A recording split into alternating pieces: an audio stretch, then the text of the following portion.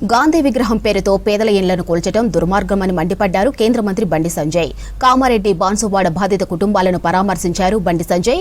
ఇకపై buffer zone FTL పేరుతో పేదల ఇళ్లు మీరు కూలిస్తే అదే ప్రాంతంలోని బడాబాబుల ఇళ్లను తాము బుల్డోజర్లతో కూల్చివేస్తామన్నారు. శాంతి భద్రతల సమస్య వస్తే కాంగ్రెస్ ప్రభుత్వమే బాధ్యత వహించాలని అన్నారు. ఓవైసీ అక్రమంగా నిర్మించిన ఫాతిమా కాలేజ్ కూల్చడానికి పరీక్షలు అడ్డు వస్తే ఖమ్మంలో ఇంటర్ పరీక్షలు రాస్తున్న విద్యార్థుల భవిష్యత్తు గుర్తుకు రాలేదా అని ప్రశ్నించారు బండి సంజయ్. రాహుల్ గాంధీ గారు శిక్షణ శిబిరాల కోసం వచ్చేయండి. ఇవాళ రాహుల్ గాంధీ గారికి 2-3 విషయాల్లోనే సవాల్ విసురుతున్నారు. శిక్షణ శిబిరాలు దేనికోసం పెట్టుకున్నారు ఇవాళ కాంగ్రెస్ పార్టీ అంటే మన సాక్షాత్తు రాష్ట్ర ముఖ్యమంత్రి అయిపోయాడు. దేశం మొత్తం చూసుకుంటే 10,000 కోట్లు కాంగ్రెస్ పార్టీ కార్యకర్తలు ఢిల్లీకి మూటలు పంపచ్చట. తెలంగాణ రాష్ట్రంలో 1,000 కోట్ల రూపాయలు కార్యకర్తలు వసూలు చేసి ఢిల్లీకి పంపచ్చట. ఇవాళ కార్యకర్తలు ఏ విధంగా కలెక్షన్ చేయాలి, 1,000 కోట్లు ఏ విధంగా ఢిల్లీకి పంపాలనో వాళ్లకు చెప్పడానికి వచ్చినవా, వాళ్ళ శిక్షణ ఇవ్వడానికి వచ్చినా రాహుల్ గాంధీ చెప్పాలి. ఫస్ట్ తెలంగాణ రాష్ట్రంలో ఒక రాచరిక పాలన కొనసాగుతున్నది.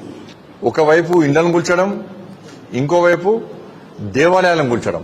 ఇవాళ రాహుల్ గాంధీ గారు పోల్చింది శిక్షణ శిబిరాలు కాదు, హైడ్రా కూల్చివేతలో పేద ప్రజలు పడ్డ ఇబ్బందులు, గాంధీ విగ్రహం పేరుతోని మూసీ ప్రాంతంలో పేద ప్రజల ఇండ్లు కూలగొట్ట ప్రాంతాన్ని, ఖమ్మంలో అక్రమంగా 800 ఇండ్లు భూదాన్ పేరుతోని కూలగొట్ట ప్రాంతాన్ని రాహుల్ గాంధీ గారు సందర్శిస్తే రేవంత్ రెడ్డి గారి పాలన, కాంగ్రెస్ పార్టీ పాలన విషయంలో ప్రజలు ఏమనుకుంటున్నారో రాహుల్ గాంధీ గారికి తెలుస్తుంది. హిందూ సమాజం జాగృతం కావాల్సిన సమయం ఆసనమైంది. తెలంగాణ రాష్ట్రంలో హిందువులు రోడ్ల మీదకి ఎక్కి ఈ కాంగ్రెస్ పార్టీ, ఎంఐఎం పార్టీ మెడల్ వంచేటువంటి పరిస్థితి ఇవాళ తెలంగాణ రాష్ట్రంలో ఉత్పన్నమైంది. ఇన్ని రోజులు ఈ దాడుల గురించి భరిద్దాం. తెలంగాణ రాష్ట్రంలో హిందువులు బిచ్చ బతుకులమా ఆలోచించండి. అలా హిందూ సమాజం ఆలోచించాలి. బఫర్ జోన్ లో ఎన్నున్నాయి, ఎఫ్టీఎల్ లో ఎన్ని కూడా చూద్దాం. పాండి చలో ఎన్ని పెద్ద ఇల్లు ఉన్నాయి, ఎన్ని పేదలు ఇల్లు కూర్చున్నారో ఇలా చూద్దాం. ఆ సైడ్ ఇన్స్పెక్షన్ చేద్దాం, రమ్మని చెప్పండి.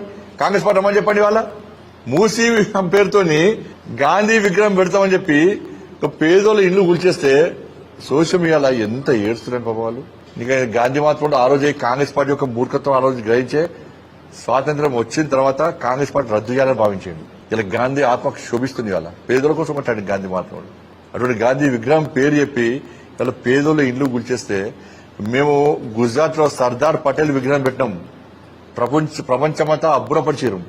సర్దార్ పటేల్ విగ్రహం పెట్టి ప్రశంసలు అందుకున్నాం. ఇలా కాంగ్రెస్ పార్టీ గాంధీ విగ్రహం పెట్టి అబాస్ పాలిస్తున్నది. ప్రజల శాపనార్థాలు ఎదుర్కొంటున్నది. వాళ్ళ ఖమ్మంలో భూదాన్ భూముల పేరుతోని 800 ఇల్లు కూల్చేసారు. 800 ఇల్లు కూల్చేసారు. మరి కూల్చేసేమన్నా కడతారా అంటే ఏం లేదు. కాస్ట్లీ ల్యాండ్, ఒకప్పుడు మామూలు ల్యాండ్, ఇప్పుడు కాస్ట్లీ ల్యాండ్ అమ్ముకోవాలి, కమర్షియల్ కాంప్లెక్స్ నడుచుకోవాలి, పర్సంటేజ్ తీసుకోవాలి, బేరసారాలు ఇవ్వాలి, పైసలు చంపుకోవాలి.